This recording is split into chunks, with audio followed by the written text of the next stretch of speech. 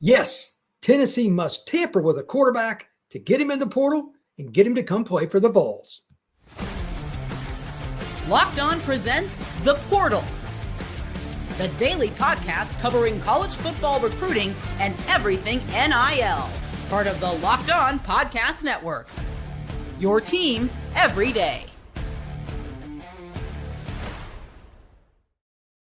Welcome back into the Portal Podcast, where you get your daily transfer portal, NIL, and recruiting scoop. I am your host, Brian Smith, longtime college football writer and recruiting analyst. Thank you for making the Portal Podcast your first listen each and every day. Truly appreciate you stopping in. Today's show is brought to you by our friends over at Game Time. Right now, you can download the Game Time app, create an account, and get $20 off your first purchase. We have a very detail-oriented transfer portal show for you today. Got a lot of kids getting in the portal. We need to discuss why you should or shouldn't consider them a player that your team should take. We're also going to talk about how Georgia, Auburn, and several other programs have been very busy and had some success in the transfer portal. And this is the unusual part here. We've got kids that went in and have already come back out just a day or two later. But the most important thing is what I'm going to lead off with today. Tennessee absolutely must induce somebody to get in the portal and sign them at the quarterback position. And it's unfortunate, but here's why. They were left high and dry. No ifs, no ands, or no buts. Tennessee was left high and dry. They have a roster that is good enough to get them back into the college football playoff. But at the end of the spring session, you lose your quarterback. Now, I've given my take on Nico. I like him personally. But at the same time, that aside, they do not have a single quarterback on their roster that is ready to take on the Tennessee schedule. They don't.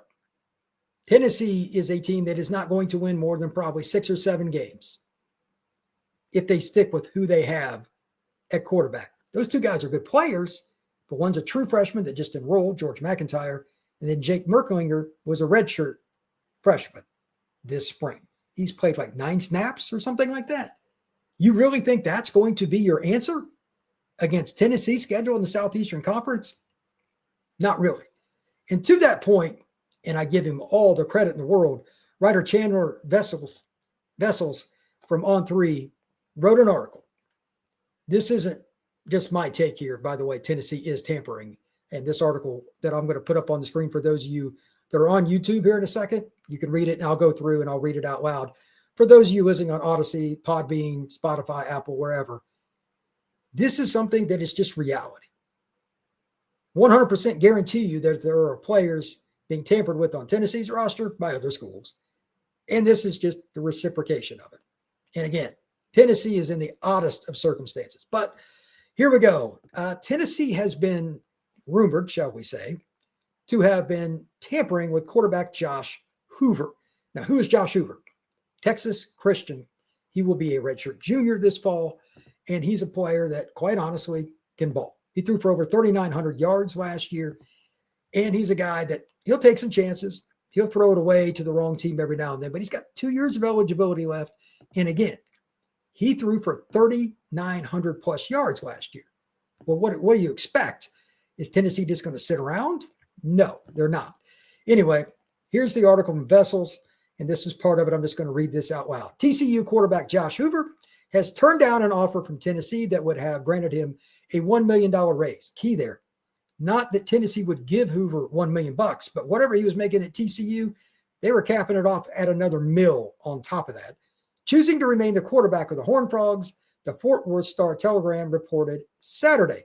Heupel is 11-8 as a starter with the Horned Frogs, including 9-4 in 2024, when he threw for 3,949 yards. ESPN reported Saturday that one quarterback already got more money from his school Friday after Tennessee's collective called third-party officials tied to him. Multiple sources have told On3 that they expect a ripple effect with non-SEC Power 4 quarterbacks around the country expected to receive raises in light of Tennessee's opening. Now, let's talk about this from a realistic perspective. If you think that Josh Heupel is the only guy that Tennessee's tampering, you're out of your mind. They're not going to sit on their hands with a really good roster and get hosed at quarterback. I hate tampering. I don't like it in any way, shape, or form. But I understand. And you should too. Whether you like Tennessee, hate Tennessee, or anywhere in between. And let it be clear, I am nowhere near a Tennessee fan. I've never rooted for Tennessee in general. I just never have. But I understand. You got hosed in the whole Nico Iamaleava situation. I like Nico personally. I've been around him. He's a great guy. But that situation, regardless of which person or persons dictated that happened the way it did, left Tennessee in a very, very difficult scenario. So what are you going to do if you're the Vols? Are you going to sit back and just take it? I mean, right now, FanDuel, if I remember correctly, has them at 8.5 wins. That was like 9.5. I can tell you right now, if either of McIntyre or Merklinger is the quarterback this year, take the under. They're not ready. It's not their fault, but neither one of those players is ready, and that is why Josh Heupel absolutely has to tamper in some way, shape, or form. And it's probably not Josh himself, but he is the leader of the program, so it is what it is. There's no way around that. Quick note, just to be clear, this is a smart rule too.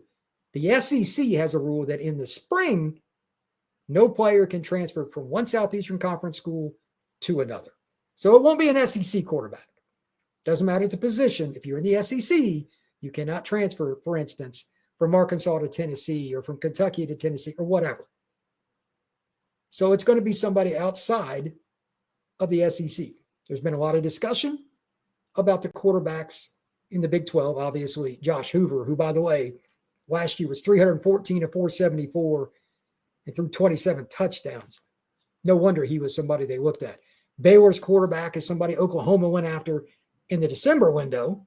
I wouldn't be surprised if that's somebody that Tennessee has contacted. USF's got a really mobile quarterback. Maybe that's somebody they could look at.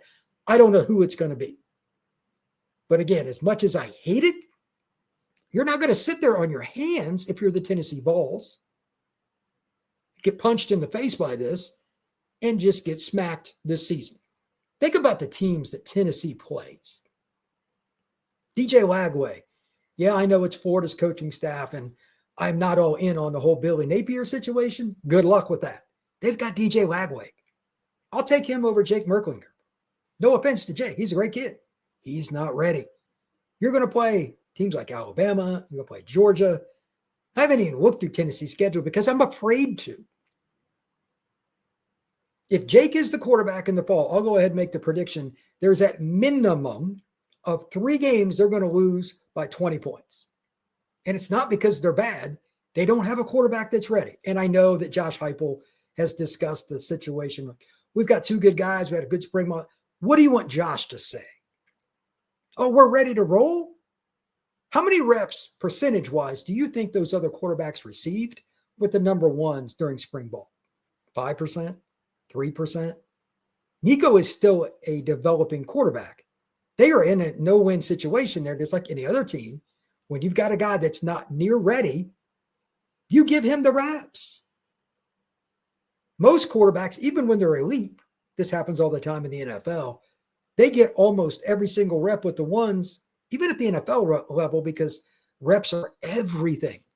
So do you really think with a good but not great wide receiver group at Tennessee, they probably need to add at least one, and there's discussion about that too. The Vols are definitely involved with multiple players at the transfer portal level, and maybe they might even induce there too. I wouldn't doubt it. Do you really think that they're ready to go throw it around in that high-flying offense with a guy that, again's got like 9 snaps or something like that? No. So don't be mad at Tennessee. Be mad at the situation. This is a one-off, an outlier, however you want to define it. But while I don't like tampering, if I'm Josh Heupel in that program, it is what it is. If people want to take shots at him, I get it. But I understand. And you should too. When we come back, we're going to talk about Georgia getting busy in the transfer portal and several other programs like Auburn as well. That is next here on the Portal Podcast.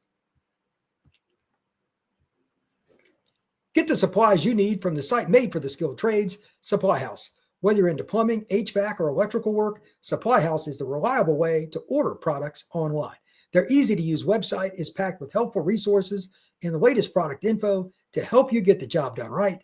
Plus, with a complete inventory of over 200,000 parts from 400 top brands, you'll find exactly what you need, delivered fast from coast to coast.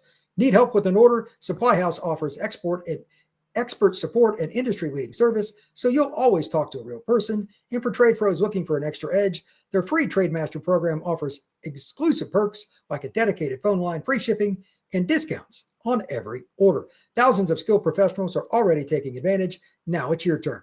Join the Trade Master program today at supplyhouse.com/TM and start ordering plumbing, HVAC, and electrical supplies with just a few clicks. Plus, use promo code SH5 for 5% off your first order. That is supplyhouse.com. The Georgia Bulldogs aren't messing around. They made it to the college football playoff, but did not advance past Notre Dame to make the Final Four, and they've got a lot of question marks coming into the 2024 or 2025 season. Kirby's not necessarily a huge fan of the portal, but he lost some players. Obviously, Carson Beck. He's at Miami. Damon Wilson, next up as their key pass rusher. He headed to Missouri. So they've taken some hits, and they've also lost some other guys. But they're now adding some players. This brings up a question that I want to ask, and I honestly don't know the answer to this. For any of you Georgia folks out there, anybody that knows, is Georgia ponying up more money now in NIL for transfer portal players? This is a really important development with the three guys I'm about to announce, because these guys can play. They were all really productive or really highly recruited. I'm curious. So here we go. Iwo Madozi, 6'3", 245. This is such a great story. Played at Army. If you represented our country and went to play for Army, number one, I'm going to read for you. But number two, the production does not lie.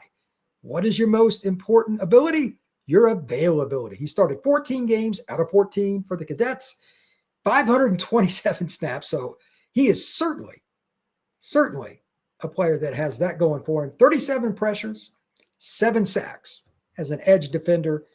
Iwo Madozi, and I apologize if I'm mispronouncing his name, but that's the kind of guy you want. Kirby loves discipline. This is a fit. Hats off to Georgia for getting an edge guy, and he played outside linebacker / defensive end, however you want to rank it. But Georgia runs a modified 4-3 out of a 3-4 look. Like they move guys around. It's different than what it's listed as. But anyway, this is a kid that can play on either side, get after the quarterback, and create havoc in the backfield. And obviously, if you've been at West Point, yeah, it's pretty safe to say you understand what it's like to be disciplined. That's a whole different lifestyle that I can't even imagine. Hats off to him. Hats off to Georgia. Number two, they get Josh McCray from Illinois. This is a sign to me. And I'm going to ask a question for folks out there. Do you think, especially with Gunnar Stockton, they're going to run the ball a little more this year? Well, with McCray, I'm leaning heavily yes. 6'1", 235, running back, came over from Illinois. Here are his numbers from the 2024 season. McCray had 117 carries, 608 yards, 5.2 per tote, and 10 touchdowns. Yeah, I think Georgia could use some of that. If you get a Big Ten transfer, and Illinois is really well coached, by the way, that's a big bonus for the Dogs. Hats off. That is a big-time addition. They've lost some talent. They weren't quite as good at running back last year. I don't know what happened. I mean, you had a freshman starting at Georgia. That's a bit unusual, but that's a really good player, and he might even compete for the starting job. We'll see. And then finally, Georgia loves defensive linemen. The big guys that can play in a 3-4 look, they absolutely do. And this kid's coming home. He played at Langston Hughes High School just south of Atlanta. Josh Horton transfers to the University of Georgia from Miami. Now, he will be a redshirt sophomore, and he's only played a little bit, but you cannot teach size. Josh is right around 300 pounds. I saw him in high school, and I've seen him at Miami. Like, there's upside there. He hasn't quite hit that stride yet, but Georgia is willing to take a chance. And again, he's a local kid. This is an interesting pickup. I've been saying for a long time that I'm much higher on kids that have proven their production. No doubt about it. I'm still in that. Horton doesn't have a ton yet, but can't teach 6'4", 300. and you can't teach the athleticism that Horton has. And again, this is in Georgia's wheelhouse in terms of a recruiting spot. They hit Atlanta more than any other city. Obviously, they're about an hour, hour and a half away, depending on which part of the city you're referring to. And this is Langston Hughes, as talented a program as there is in the state of Georgia. So if you're going to take a shot on somebody, it's a D lineman from your backyard who has all the measurables. Okay, I get it. I have no problem with Georgia going down that road. I think that it's a smart decision. Now, sticking with the Southeastern Conference, Auburn has a couple interesting situations here. Number one, I want to talk about a recruiting battle from the portal. Rayshon Pleasant is supposed to visit Auburn this week. He's a corner. Now, my good buddy Zach Blackerby over there at Locked On Auburn thinks that's their best position overall, talking about the secondary, not just corner, but the secondary. And I said, well, they still could use a little more length, maybe a little more experience here or there, but they've got talent. We'll see how it goes. And I really didn't think that Auburn would target anybody. But Rayshon Pleasant is at Tulane. He just visited the University of Southern California, and Auburn's going to get him as well. This is one of those in-betweens. It's a G5 program, but obviously Tulane is legit. They've been good for a while. They've had really good coaches, and they're not a team that a lot of P4 programs want to play, let's be honest. But 6 foot, 185 pounds, corner, played 480 snaps last year, started 12 of the 13 games for the Green Wave, and coverage grade of 69.9. Okay, he's played a couple of years. He's got eligibility left. This is a guy I could see being developed. That's an interesting player, but he's still not perfect. This is where the portal is fascinating. Is he great all around, or is he just a pretty good coverage guy? Right now, it's more the latter, because his run defensive grade per Pro Football Focus was 44.6. That is atrocious. But he still has USC and Auburn, among others, coming after it. Now, PFF is not the end-all be-all with grades, but that tells me he still struggles a little bit and he's a developing player. There must be something that he has, talking about Rayshon Pleasant, that a lot of schools like, because SC and Auburn, they're not going to just throw around some NIL money to add a guy just to do it. Is he bad? No, they wouldn't be in that situation at all. But right now he's a cover guy only. So I asked the following question. Can you get a guy after spring who's not good against the run at corner and have him come play in the Big Ten or the SEC? He's got a long way to go, even if that ranking of 44.6 in the run defense is not 100% there. There are a lot of different ways you can look at it, but that's part of the portal. Everybody thinks they can fix something. That is what college coaches do. I'm the one that can do it. We talk about this all the time in the recruiting industry. There'll be a prospect or a guy in the portal that has a major flaw. There are teams that just think they can fix it no matter what. They just want the measurables and they want it on their campus. It is what it is. When we come back, we're going to talk about some interesting players going into the portal, one school that's making a move in the ACC, and just overall portal madness. That is next here on the Portal Podcast.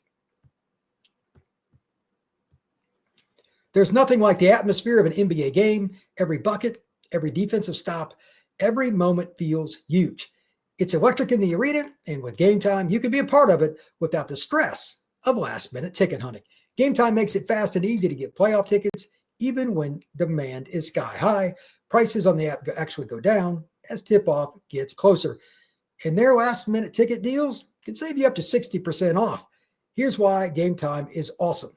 Last-minute ticket deals. Again, it doesn't matter what it is either. Concert, movie theater. It could be a comedy show. You and your friends could go to the theater. Last-minute ticket opportunities at 60% off. You can't really go wrong. And something that I love, all-in ticket pricing. You ever go somewhere and look at the ticket, and it'll give you a price. Then you go to the register, and it's nowhere near the price that you saw originally? Yeah, that's frustrating. With Game Time, they got all-in ticket pricing, so you don't have to worry about that. Take the guesswork out of buying tickets with Game Time. Download the Game Time app, create an account, and use code LOCKEDONCollege for $20 off your first purchase. Terms apply. Again, create an account and redeem code LOCKEDONCollege for $20 off. Download Game Time today. Last-minute tickets, lowest price, guaranteed. There is portal madness. I just want to give a reminder to everybody that despite how much I follow this, and it's about 15 to 18 hours a day, literally.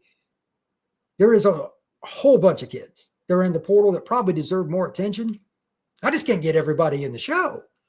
This is a 25 to 30-minute show each day, and I'm going to be doing some extras and some extra 5 to 10-minute pods to try to get more in. But just again, portal madness. This is Monday. It's the 21st. The portal ends on Friday. Every day this week, there'll probably be 300-400 kids minimum that hop in the portal. Remember, several schools just had their spring showcase or their final spring practice, whatever it may be, this past Saturday. They're having exit meetings across the country. A lot of them happening right now as I record this on Monday morning. You're going to see guys that you didn't expect get in the portal. I've already been getting tips about kids that I'm like, oh, he's getting in the portal. They got to announce before I say anything. But a lot of guys that I did not expect are going to be in the transfer portal. So yes, transfer portal madness. If you thought it was here, just wait. By the end of the week, there's going to be quite a bit more, and we're going to cover it right here on the Portal Podcast. But let's just talk about some key names over the last 24 hours or so that have gotten in or have taken their name out of the portal, and that's where we're going to start. David Stone, you could have argued that he was the guy above all else in the portal that would be the most heavily recruited. Goes in the portal from OU. Now he's back at OU. He's solidified. Is this something that's going to happen every year? I don't know. Stone is so coveted, and D tackles are so hard to find, just in general, even a run stuffer. But Stone, he's somebody that I saw play at IMG. I saw him in workouts. I've seen him at 5-on-5. Nobody's blocking that kid consistently, and he's an interior D lineman, the rarest of the rare. If you're a 3-tech and you can pass rush, he's always going to have somebody trying to induce him to get in the portal. But for now, at least, he's solidified with OU. I need to see it every year because, again, he's going to get offers that are random that he's not even looking for. It's going to make him at least think. But for now, Stone is sticking with the Oklahoma Sooners. Another key player, running back Sam Williams-Dixon, was in the portal from Ohio State. He's returning to be a Buckeye. Now, I don't know the situation there. I don't know where he is on the pecking order with their depth chart, but he was a kid that was recruited pretty heavily and ended up with the Buckeyes, and he's sticking around. Maybe they ponied up. I really don't know, but we'll see. Also, just kind of looking through this, and this is a crazy scenario to me, but we're seeing more and more of it. I'm struggling to come to grips with it. A player goes to a school, they transfer after their freshman year, they go to another school. Okay, that's one thing. But what do you think when the player transfers again after their second year? Does that make you pause as a college football program, regardless of position, quarterback, pass rusher, corner, all the premium positions, maybe even an offensive tackle, which is really rare in the spring portal? For me, it would. But this kid that I'm about to give you is a pass rusher. He was highly recruited. And yes, he will be on his third school if he follows through with his transfer portal intentions. I'm still leery of this, but he's a pass rusher. Bay Jobe, 6'4", 240, is at Kansas and hitting the portal. He was at Michigan State his freshman year in 2023. Again, very heavily recruited, went to play for the Spartans, transferring to Kansas, and now is back in the portal. Hasn't done a ton. He played 79 snaps last year, but he did have 6 pressures on the quarterback. 3 schools in 3 years? Somebody's going to still take him because pass rushers are so rare. But this is part of the internal conversations that I know just from speaking to coaches and other recruiting analysts and stuff. You got to ask this question. Is this kid just looking for an NIL bag? I'm asking it right now. That gives me pause. Now, there is a chance that he's just gotten a raw deal at both schools. I don't know. But 3 schools in 3 years is going to raise some red flags. It is what it is. Speaking of a new school, a school you need to consider on the front of they're going to compete to be in the playoff consistently, that's SMU. They just got Ja'Kai Lang, transfers over from Mizzou. He'll be a redshirt sophomore, and just like with Jobe, he's going to be a kid that's a pass rusher again. 6'3", 250, 255. Last season, he had 144 snaps, didn't start any games. Kind of a newer player. They had 9 pressures and 8 tackles. Missouri had a pretty talented defense. We'll see what he does, but he still needs a little more time. But this is a guy that at least played in all 12 games. Like, that's a good sign. Maybe he's the guy that just needed a fresh start. Maybe the depth chart was too much. But remember, Georgia lost Damon Wilson, probably not going to start over him. And that's probably going to take reps from all the other DNs in general. So Lang gets in the portal. Again, Ja'Kai Lang's got some talent. He's played a lot of snaps. Maybe it works out for him. Maybe it doesn't. But the way SMU is calculated with who they're bringing in from the portal, I like where they're going. This is a good football player, and SMU has got serious NIL. They're serious about winning, too. They're bringing in an SEC player. That's a good sign for them. They were just in the college football playoff. They bring back their quarterback. Do not be surprised if SMU is competing towards the end of this next season to make another run at the college football playoff. Not saying they will, for sure, but they've got Rhett Lashley. They've got a returning quarterback. They've got serious NIL. They're in Dallas. I mean, it's not real hard to get players when you're located there. That is a school on the rise. Do not be surprised if the SMU Mustangs are back in the playoff hunt. Now, a couple other notes that were related to Auburn. This is one leaving and one going.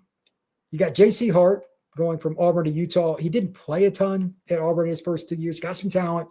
Only played in 48 snaps last year because they're loaded in the secondary with guys, and they just went with other players.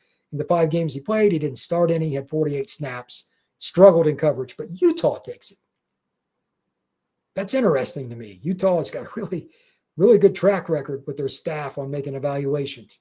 He had a coverage grade per PFF of 46.8. J.C. Hart struggled last year. I don't know if he was banged up. I don't know what it was, but he struggled. But he's headed to Utah. Good pick? I don't know. But this is unique. We'll see what happens with Utah. They obviously need to rebound in a lot of ways. But J.C. Hart is a guy they're taking. Auburn also landed a linebacker that's got some experience. Big Ten experience. From Maryland, they get Caleb Wheatland. Big linebacker, 6'1", about 230. But playing 3 years, that's the experience you're looking for. Not necessarily a great run stopper. We'll get into that momentarily, but 466 snaps last year, started 11 of the 11 games he played in. Coverage grade was fantastic, 74.4. And again, at 230-ish, that's pretty good. You don't find many linebackers that cover like that. But his run defense leaves a lot to be desired. This is a linebacker now. Take this grade for what it's worth. Pro Football Focus has Caleb Wheatland at 55.3. Auburn just took him. This is an SEC school that has to win this year. That staff is on the hot seat. They got to win. But that shows you how iffy the portal is. He can cover. And Auburn struggled at linebacker last year in coverage. Absolutely. So maybe he's going to play more on third downs, nickel, dime, 2-minute drill. But 55.3 in the Big Ten and the SEC are pretty much the same thing. That leaves me with a lot of pause about Caleb Wheatland on 1st and 10 playing for Auburn. They played Georgia. They played Bama. They got Oklahoma. They got Missouri. They got teams that want to run the ball downhill. That's going to be interesting to see how that works out. But Caleb Wheatland, good player? Yeah, he's a good player. But there's still something there. And again, this is why the portal is so interesting across the board, because there are a lot of guys that you may not think are going to be good that end up and vice versa. I'm not here to give you my prediction on him, but I have some pause about that one. But that's Auburn's decision, and that's what they went with. A couple more just to throw them out here while I'm in the mix talking about some of these players. A couple of guys that I don't know if you think are going to be great, but just it's interesting. Rich Rodriguez, and I've been trying to avoid this, but West Virginia's had a mass exodus. There's been rumors they've been trying to get guys out so they can change the roster and flip it. It is what it is. But they also added North Carolina wide receiver Christian Hamilton, and they also added Eddie Kelly, a defensive lineman from Missouri. It's not just exodus at West Virginia. Rich Rod is bringing in guys. By the way, I think it's great that he's back there. That's one of the coolest environments. I had a chance to see a game there a long time ago. West Virginia is a very, very cool home environment. Just for the record, I'm sure you've heard this. Nico Iamaleava is now at UCLA. We got Damian Taylor. I've talked about him a little bit. That's a really key player. He's going from Troy to Ole Miss. The Rebels needed another running back. He's a thumper, 220 pounds. I think he's going to be pretty good. TJ Bush, an edge rusher from Liberty, headed to Cal. But Cal needs some good news because they've been getting bludgeoned on the transfer portal track. It's not been a real good week for the Cal Bears. But anyway, thank you very much for everything and coming in and find all the latest transfer news. Like, it's crazy every 5 minutes. My phone's going off. There's a new guy in the portal or pulling his name out of the portal. But as I said earlier, this week, there's going to be some big names. Do not be surprised. And this is across. This is not like one school. From the messages that I've been given, from talking to people, there are some really big names. They're going to surprise some people that got in the portal, as well as some key players that are younger that you thought was going to be the face of the program. They're going to hit the portal. It's going to be a very interesting week. And the portal doesn't end till Friday night. So look for a lot more news here on the Portal Podcast. We appreciate you stopping in. Please hit that like button, thumbs up, give us a 5-star review on Apple and any other place that you download your pods. You can find us everywhere you get them, YouTube and anywhere else. We will see you again soon on the Portal Podcast.